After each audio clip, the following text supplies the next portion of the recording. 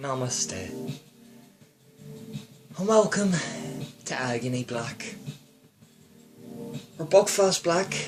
We'll be dealing with your problems head on. And what we like to call chill wave therapy.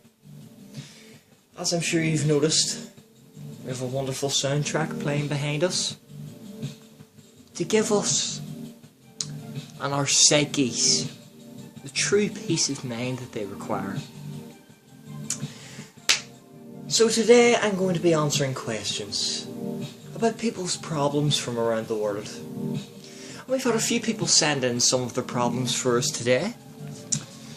Let's start with Joseph in Langford. And Joseph, you're facing intense murder accusations. Naughty, naughty. No. Joseph, when we take another man's life, what we're really doing is we're taking a part of ourselves and we're projecting it onto the world. It's a release of our tension, our anxiety, our fears. And Joseph, there's nothing wrong with that. There's nothing wrong with that. Sometimes people kill people, you know. Look at Ted Bundy. He killed a lot of women. Raped them too. But from the sounds of it, Joseph, you're not Ted Bundy. It sounds like you're quite a sensitive man, just from the tone that I'm picking up from your letter. You haven't given me much information, which is where I'm getting the sensitive idea from. Joseph, I would say that in the coming months, coming up to your court proceedings, I would say the best thing to do is stop murdering people, Joseph. I know it must sound hard, but in the end, I think you'll come to see that it's for your own good. Murdering people, you know, it's a release. It's understandable, but at the end of the day, Joseph, you can't just murder and let your psyche roam freely, because your psyche will always be trapped in the formalities of human morality. And Joseph, until you can find a way to redeem this young man that you've murdered, perhaps show up at the funeral, perhaps, you know, say a prayer for him. Why don't you say a prayer for him, eh? Because if there's one thing I've learned, I'm not a religious man, but people with religion, you know, it's a good deal. It's a good deal. You can... I mean, we all have our flaws, you know. Your flaw happens to be that you murder people. But the beauty of Christianity is that God does not judge things like that. God would never judge a man for taking another man's life. Because God knows your head is wrecked. He made your head wrecked. So it's his fault. I think that's something you should really sit down and consider for the next few weeks, Joseph, before you move on with the investigations. So best of luck to you there, Joseph. Sending good vibes, positive affirmations towards Joseph here, people. Please. So next up we've got Albert from Derry. Albert, your wife won't let you wear slippers. Now, it's a tough one. It's a tough one in any marriage, you know. There comes a point where sensible footwear becomes quite an issue, you know, especially when you and your partner, you can't agree on similar footwear. I mean, Albert. Joseph was the other fella. Let's forget about Joseph, he's a bad man. Albert. I mean, it depends where you're wearing your slippers. Again, you haven't been very, you haven't given me a lot of detail. But I'm going to take this to mean that your wife is quite judgmental towards your affection towards slippers. And here's what you need to tell her, or Albert from Derry. That Albert, slippers are you. You are the slipper.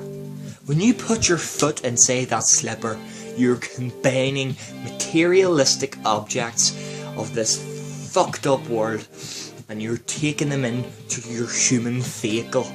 The body is a vehicle. The body is a vehicle. You have your engine, You have your exhaust. You have your tyres. Your beautiful tow-ridden tyres. You take that car, Albert. You take that car and you go wherever you want with it. Slippers or not. And Albert, you haven't actually told me your wife's name here, but I can tell just from the tone that you're currently dating a Samantha.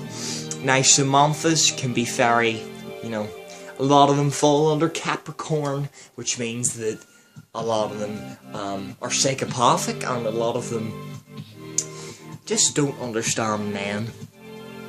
So Albert, I think you need to wear your slippers as much as you can, as a display of your adequacy, of yourself.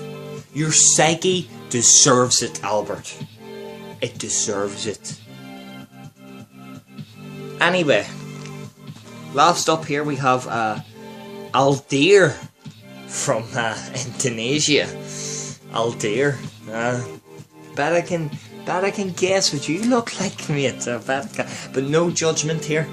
No judgment whatsoever. Skin colour does not matter. Ethnicity does not matter.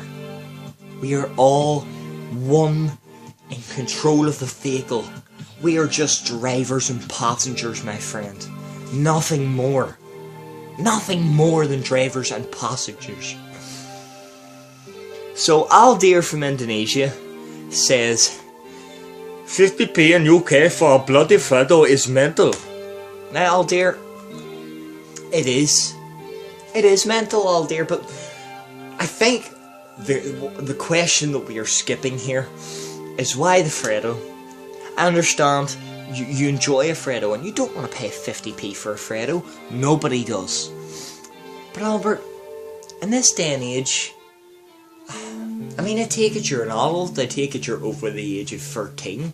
You don't need a fucking Fredo, do you? What the fuck do you need a fucking Fredo for? You're a fucking adult man. You can get a croissant with cherry and cream in it in Tesco for 40p. And you want to dish out the extra 10 and get a fucking Fredo? I'm sorry, Aldir, I'm sorry. I'm sure in Indonesia you're not used to the current economical climate that we're facing here in the UK. And that's a terrible thing, but Aldir, there's one thing I can't help but look at here, and it's the fact that you're from Indonesia. You're complaining about the prices of things in the UK. Now, if I were to give an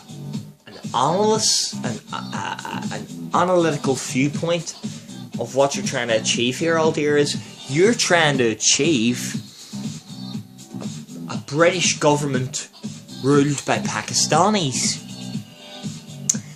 And Albert, Aldir, whatever the fuck your name is, Muhammad fucking Vishnu, you're a good lad, but go home. Go home.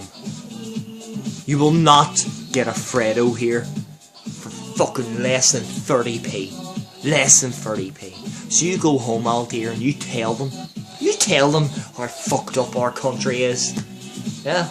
You can go back to Indonesia and you can sit and cook your pilau and your fucking feng shui and live your life, Albert. Live your fucking life instead of fucking putting your problems onto us. Us, Albert. We are the ones. We are the ones. I am the one dealing with this. Look what you have done to me, Albert. Aldir, whatever the fuck your name is.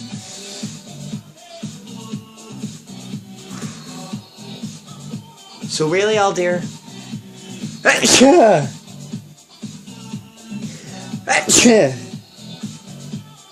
And of course, a sneeze is nothing but the human body's way of expressing negative outlooks on life. And when I'm faced with negative outlooks on life, I sneeze. I sneeze, Aldir. I don't think I'm the only one.